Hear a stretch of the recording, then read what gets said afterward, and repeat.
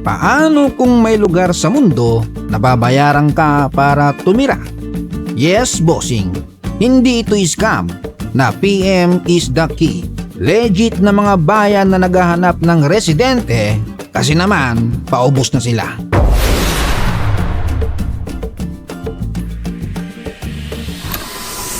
Bago natin simulan, lilinawin ko lang kung bakit sila namimigay.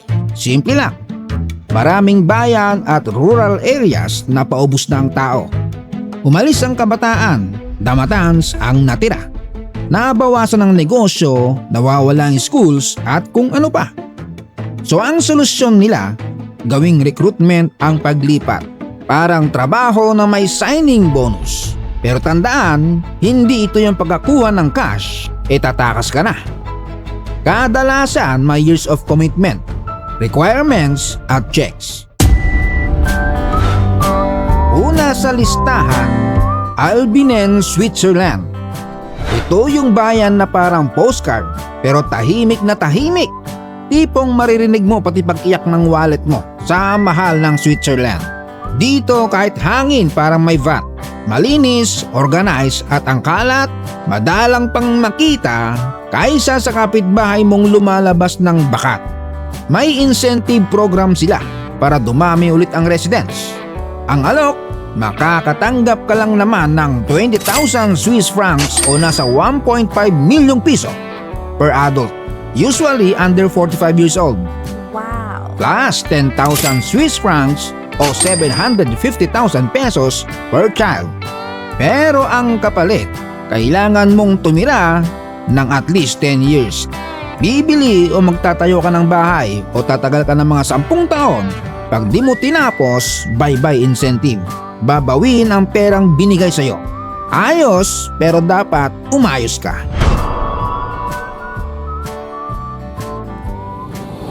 Etong susunod, Radicondoli, Tuscany, Italy. Ito yung lugar na parang bawat kanto may background music na mapapasayaw kayo ng jowa mo. At bawat umaga may vibe na parang gusto mo nang mag-resign sa trabaho mo. Dito ang problema nila, maraming lumilipat sa mga syudad. Tapos yung mga small towns, nagiging museum na lang.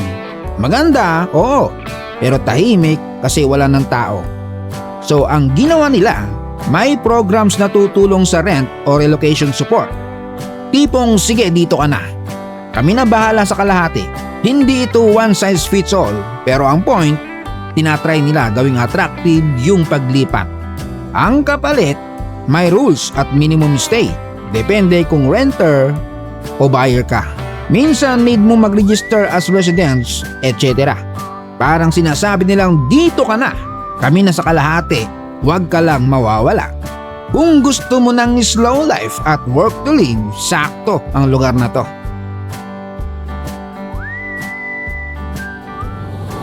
Pangatlo ang Ponga, Asturias, Spain. Ito yung bayan na parang sinasabing magpakarami tayo at may bonus pa pag nagkaanak ka.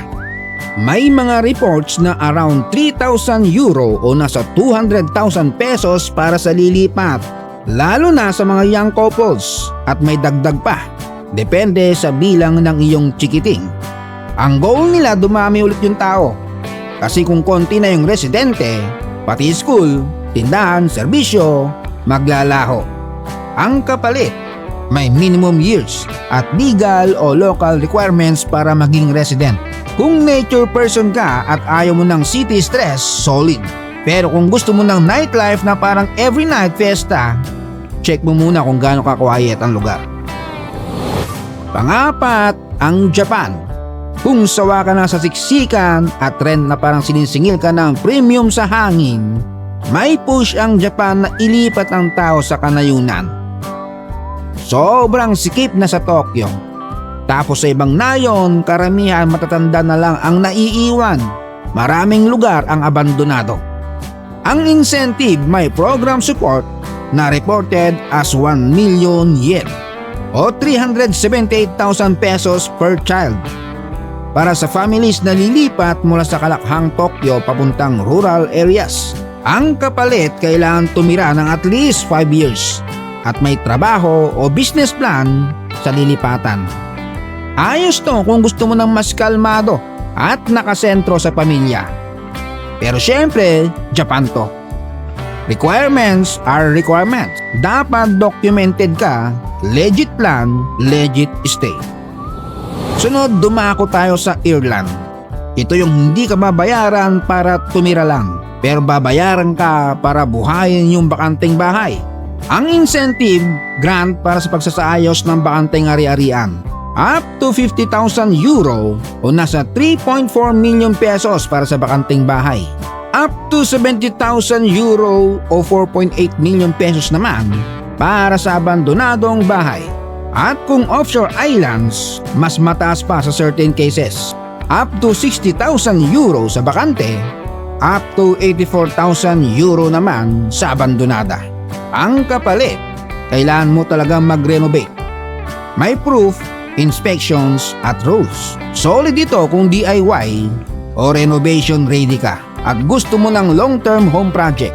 Pero kung ikaw yung taong ayaw sa semento at alikabok, huwag mong pilitin. Baka ikaw ang ma-renovate. Last stop, Antikythera, Greece. Ito yung island na parang sinasabi ng mundo, gusto mo ng peace? Eto. Pero ready ka ba sa island life? Ang incentive, may mga reports na naglalarawan ng package tulad ng 500 euro o nasa 34,000 pesos per month per household, plus housing o accommodation support for around 3 years.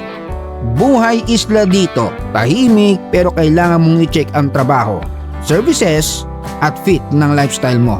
At huwag kang maghahanap ng 7-Eleven o makakainan sa tabi-tabi. So ayan mga bossing, 6 na bansa na may incentive para tumira. Kung pipili ka, saan ka bossing? Team Switzerland, disiplinado na may Alps? Team Italy, slow life at espresso? Team Spain, nature plus chill? O kaya naman Team Japan, rural reset? Team Ireland, renovation art?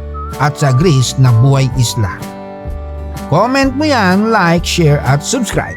Shout out Elmer ng Bacoor, Cavite, Robbie Villanueva ng Valenzuela, Joel Digamba from Saipan, Alex Ledesma Jr. na nasa Dubai, Jundi Panaginip Bakaling from Bayugan City, Agusan del Sur, Mindanao, Mel Gasper from Magalang, Pampanga, Ray Lopez, OFW sa South Korea, Meraflor Maranon from Pasay na nasa Farmania, Kuwait, Annabel Domingo ng Gimbal, Nueva Ecija, George Cortez, Rolo Palamores, Derems Nathaniel Lena, Alan Prieto na nasa Riyadh, Saudi Arabia, Paulo Tarala, Rafael Altavano, at kay Kawatan na nanonood sa Toronto, Ontario, Canada.